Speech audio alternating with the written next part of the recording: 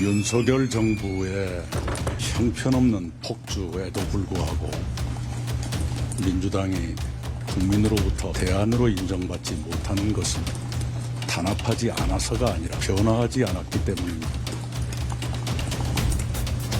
오늘 그 변화의 의지를 이재명 대표로부터 확인하고 싶었으나 안타깝게도 확인할 수 없었습니다.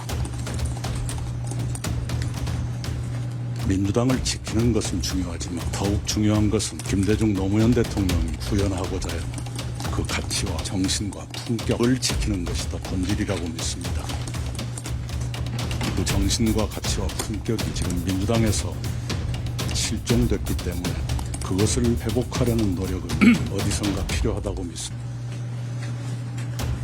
오늘 민주당의 변화 의지를 확인할 수 없었던 것이 매우 안타깝습니다. 그동안의 당 안팎에서 충정어린 제안이 있었기 때문에 그에 대한 응답을 기다렸으나 어떠한 응답도 듣지 못했습니다. 통합비대위 관련된 얘기도 있었을까요?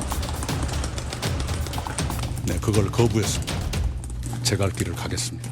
이재명 대표의 사심으로 민주당에는 도덕성과 공정이 실종이 됐습니다. 50년 친구인 이낙연의 외로운 투쟁을 제가 양심상 외면할 수가 없습니다. 이재명 대표의 독단과 전행으로 당이 이렇게 망가져 있고 여러 의원들이 참 안타깝게 생각이 됩니다. 참 좋은 의원님들이 많이 계세요.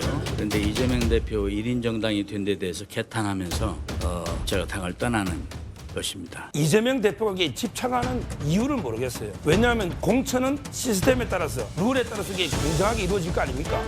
굳이 본인이 대표한 데서 본인 마음대로 공천할 거 아니잖아요. 네. 어차피 이게 시스템에 따라 움직이는데 굳이 왜 대표직에 그렇게 집착할까? 그리고 두 번째는 이게 본인이 대표직을 수행하기도 현실적으로 어렵잖아요. 왜냐하면 이게 선거를 한다 해서 재판이 멈춥니까? 우리 옛날에 뭐 개는 지지고 기차는 간다 하지만 선거는 해도 재판은 간다. 네. 이 말은 이게 재판이 중단될 수가 없어요. 그렇다면 이재명 대표는 선거 직전까지도 매주 일주일에 한 3-4번 재판하러 가야 됩니다. 전국에 지원 유세도 못하고 아무것도 못하고 재판정에 들락날락하면 민주당이 큰 마이너스가 되는 거 아닙니까? 근데 굳이 왜 두 번째 집착하는지 이해가 안 되고 네. 마지막으로 우리 장 변호사님이 뭐 당원의 압도적 다수로 됐다고 했잖아요. 근데 국민의 보세요. 당원의 과반수 압도적으로 된 김기현 대표도 사퇴했지 않습니까? 그게 비대위로 지금 가고 있지 않습니까? 한동훈 비대위 바람 일으키고 있지 않습니까? 지금 이재명 대표가 거기 있음으로써 계속 분열되면서 오해를 받고 있잖아요. 이럴 때 이선호태 하면서 정말 이탄희 의원이든 젊은 완전히 물갈이해버리면 탈당 명분이 없잖아요. 그러면 총선 승리하면 될 텐데 왜 이렇게 저는 자리에 집착하는지 이해가 안 돼요. 국민의 다수가 뽑은 대통령도 무시하는 민주당인데